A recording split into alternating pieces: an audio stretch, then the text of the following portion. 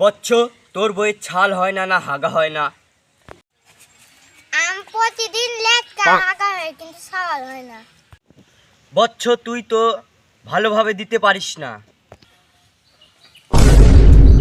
কি কোন? ছাগল সারা তুই আসলি কেমনে বাবার দরবারে? বাবা ভাত খাবেন না? না রে বৎস, এখানে দাঁড়া।